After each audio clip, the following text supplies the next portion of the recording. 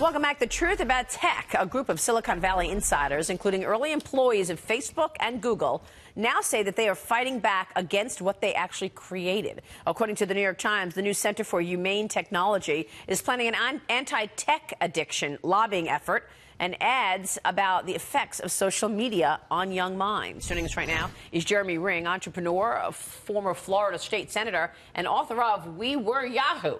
From internet pioneer to the trillion-dollar loss of Google and Facebook.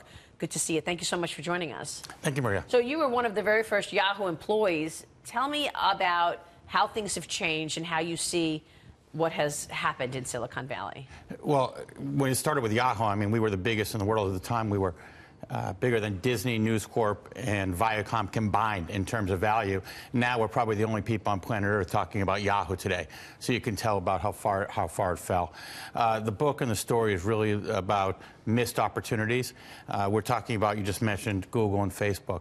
Imagine a world where Google and Facebook don't even exist. Yahoo turned down buying Google once for $1 million. Right. And then time again, it turned it down for buying it for close to $6 billion. And then it turned down buying Facebook for $1.1 billion. Those two companies are worth a combined $1.2 trillion today. They control our lives, as this new group is asserting.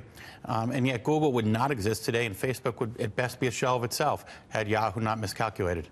It all happened kind of quick. I mean, I know it doesn't seem that way, but it all did happen fairly quick. I remember thinking it was cool because I had a Gmail address, like when they used to send out the invites to them back there. I was like, this was a while ago, but it does make you think about, you know, what's next in all this. If you are the behemoth today, if you're the Facebook or whatever, you might be careful because somebody else could always come up and do the same to you, I guess, right? Yeah, I mean, we used to call, in our early days, we would always say, don't get Netscaped. If you remember Netscape, right. Microsoft came in and ate Netscape quickly. Then Google came in and ate Microsoft, but Microsoft kind of came back.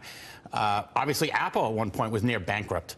And no, they would have sold to anybody at the time, and they came back. If you're not careful, there's a lot of threats out there. So are you saying, though, for Facebook or even a Google to avoid the fate of Yahoo, you need a genius like Steve Jobs? Because Steve Jobs basically envisioned a world with technology devices, changed our lives, and reinvented Apple.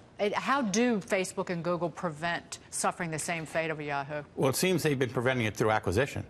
And looking to the future, I mean, obviously, Google's acquisition of YouTube was significant, and then Facebook went and bought Instagram. But beyond that, they're looking to the future. You know, Facebook with artificial intelligence, what they're doing with Oculus, what they're all doing with drones, driverless cars, healthcare that they announced last week. So they're saying, what do I need to do next?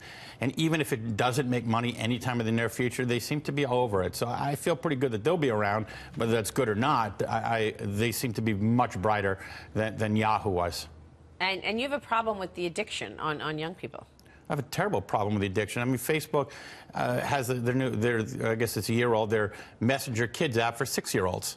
And you spend 15 minutes a day, I saw Facebook announce on Facebook suites of services, 9 hours a day looking at screens and entertainment. But isn't that the parent's issue? I mean, shouldn't the parent be doing that? You can't blame Yahoo, can you?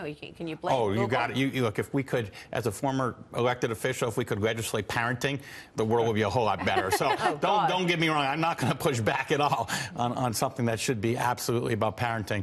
But, you know, the companies also, it's addictive.